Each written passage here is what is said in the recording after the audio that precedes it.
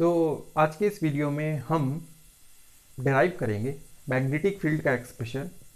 किसके लिए? For a circular current carrying loop के लिए हम इसमें मैग्नेटिक फील्ड निकालेंगे इसके सेंटर पे और यूज़ करेंगे बायोट-सवर्ट लॉ। ओके, तो ये बायोट-सवर्ट लॉ की एक एप्लीकेशन है। इससे पहले एक वीडियो में हमने एक और एप्लीकेशन की थी जिसमें हमने स्ट्रेट वायर के अराउंड मैग्नेटिक फील्ड निकाली थी और इसमें हम सर्कुलर लूप के सेंटर पे मैग्नेटिक फील्ड निकालते। चलिए, तो सबसे पहले हम क्या करेंगे, हम एक ज्योमेट्रिकल फिगर ड्रॉ करेंगे। एक लेते हैं सर्कुलर लूप जिसमें एक करंट आई फ्लो कर रहा है, ओके। और हमने ये करंट की डायरेक्शन ले ली है क्लॉकवाइज, तो क्लॉकवाइज डायरेक्शन ली है और इसके सेंटर पे हमें मैग्नेटिक फील्ड निकालनी है। द सेंटर इज ओ। और ये जो सर्कुलर लूप है इसका जो रेडियस है ये है radius R. This is radius R, okay. और ये थोड़ा सा हमें गिवन है और हमें निकालनी है ओ पे मैग्नेटिक फील्ड। तो इसमें हम कैसे इसको सॉल्व करेंगे इस प्रॉब्लम को? तो बायोट-सवर्ट लॉ में हम क्या करते हैं, हम एक करंट कैरिंग जो भी हमारा वायर है उसका एक छोटा सा एलिमेंट लेके उसके अराउंड मैग्नेटिक फील्ड, उसकी वजह से जिस पॉइंट पे मैग्नेटिक फील्ड निकालनी है पहले वो इसका एक्सप्रेशन लिखते हैं और फिर उसके अलाउंग जहाँ तक हमको वायर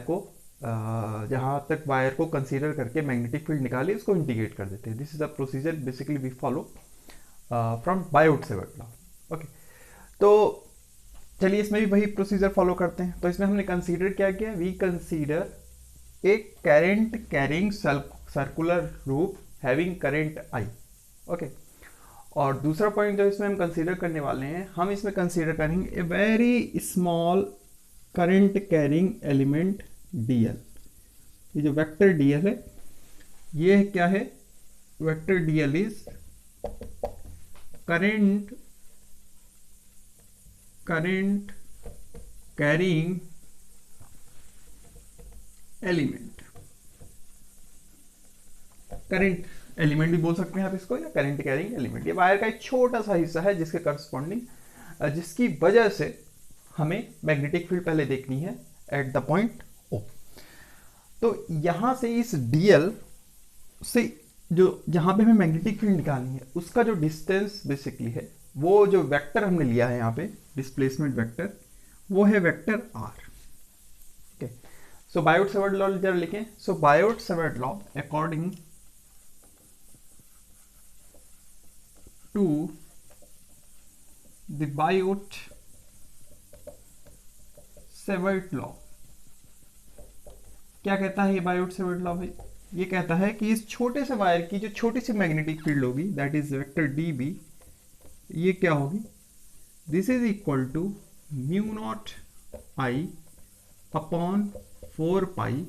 और साथ ही साथ अब यहाँ पे छोटा सा लाइन जो करंट एलिमेंट है वो है DL, okay, cross vector R divide by R cube, okay.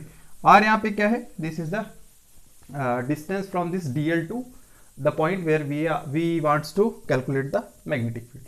और यहाँ पे हमने वेक्टर के फॉर्म में आर वेक्टर लिया है, कहीं कहीं पे मैंने यूज किया है, वहां पे मैंने आर कैप यूज किया है, यानी यूनिटी वेक्टर। अगर यहाँ पे यूनिट वेक्टर लेंगे तो ये एक आर रिड्यूस हो जाएगा, ओके, है ना। इसको यूनिट वेक्टर के फॉर्म में भी लिख सकते हैं। मैंने इसमें लिखा है, क्यों लिखा है इसकी वजह है, अभी देखते हैं। तो इस डायग्राम से देखें जरा, इस डायग्राम से देखें, यहां पे हमें दिख रहा है कि जो वेक्टर डीएल है दूसरा वेक्टर आर है, दो वेक्टर हैं पहले की तरह, एक वेक्टर डीएल है दूसरा वेक्टर आर है। इन दोनों के बीच एंगल कितना है जरा देखते हैं। So here DL is basically perpendicular to the vector R. DL vector जो है ये आर वेक्टर से परपेंडिकुलर है। इसका मतलब है कि इनके बीच जो एंगल है वो कितना है? This is 90 degree. तो ये 90 डिग्री है, मीन्स अगर हम इसको कंप्लीट एक्सप्रेशन करें, मैग्नीट्यूड देखें इसका। So from here we can see the magnitude of this d B, ये कितना आएगा हमें मिलेगा? ये मिलेगा mu naught I upon 4 pi DL R sine of theta divide by R cube. Okay, और थीटा कितना हो गया, यहाँ से हमें थीटा पता चल रहा है, theta is your pi by 2, 90 degree theta हो गया हमारा, क्योंकि DL is perpendicular to R। तो अब ये थीटा हमारा पाई बाई 2 है। तो जरा देखें हमारा एक्सप्रेशन क्या मिलेगा, ये R से R कैंसिल आउट हो जाएगा, यानी बचेगा R स्क्वायर। तो यहाँ पे मिला mu naught I upon 4 pi DL, और साइन कितना है थीटा यानी पाई बाई 2, और साइन पाई बाई 2 कितना होता है 1, तो DL into 1 divide by R square. इतना हमें मैग्नीट्यूड जो है मैग्नेटिक फील्ड का मिला। ये तो स्मॉल वायर की वजह से हुआ। अब हम जरा देखते हैं कंप्लीट जो लूप है हमारा, उसका मैग्नेटिक फील्ड कितना होगा। So the complete magnetic field, so due to circular wire the magnetic field at center is कितना होगा जरा देखें, क्या करेंगे इंटीग्रेट कर देंगे। So B is equal to mu naught I upon 4 pi और integration DL by R square. ठीक, अब कहाँ से कहाँ तक इंटीग्रेट करने वाले हैं, कंप्लीट वायर लिया है, और वायर में हमारे जो पैरामीटर्स हैं कौन कौन से हैं। तो देखो अगर हम DL को देखें तो ये सेंटर पे हमें मैग्नेटिक फील्ड निकालनी है, ये छोटा सा हिस्सा DL का है, ये डिस्टेंस है R, ये डिस्टेंस है DL, और ये थोड़ा सा हम बढ़े इसमें d थीटा। ठीक है, क्लॉकवाइज लिया है तो ऐसे d थीटा DL और R। ये छोटा सा जो एंगल है ये हमें क्या बताता है, this is d theta is equal to कितना हो गया, angle is equal to arc upon radius DL by R। तो यहां से हमें DL क्या मिल गया, R d थीटा। तो DL को रिप्लेस कर दें R d थीटा से, तो P equal to mu naught I upon 4 pi, DL की जगह रखा R d theta by R square, R से R कैंसिल आउट हो गया, यानी d थीटा बाई R।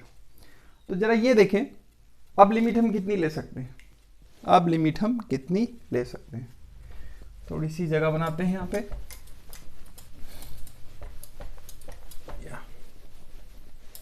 तो हमारा एक्सप्रेशन कितना बना, B is equal to mu naught I upon 4 pi d theta by R। तो B is equal to mu naught I upon 4 pi, R को बाहर निकाल लें क्योंकि R को हम इंटीग्रेट नहीं कर रहे हैं, इंटीग्रेशन हमारा d थीटा है।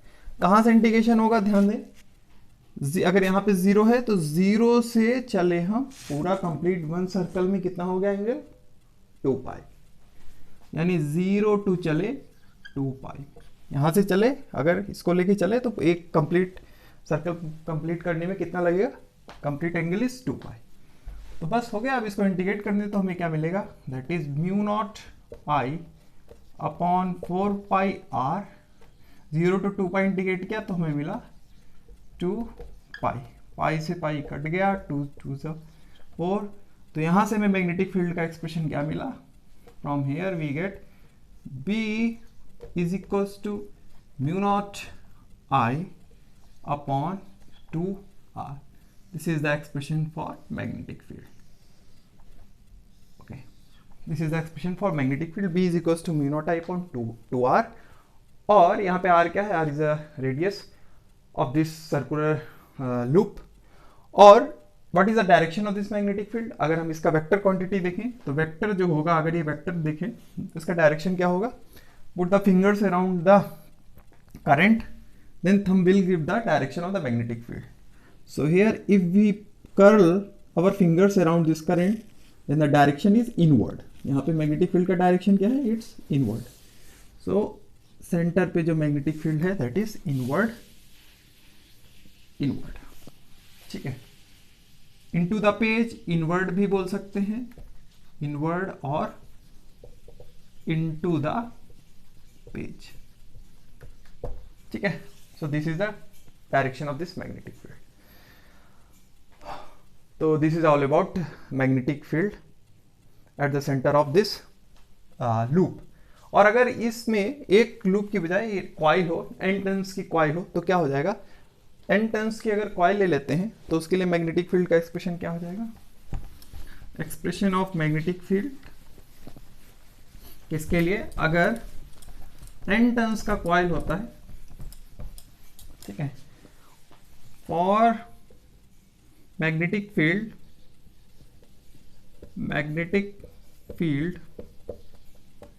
Due to n turn coil, ठीक है, जिसमें n टर्न्स हैं, एक वायर ना हो के कई टर्न्स के वायर अगर आप लेते हैं तो यहाँ पे क्या हो जाएगा, b is equals to n से मल्टीप्लाई कर देंगे।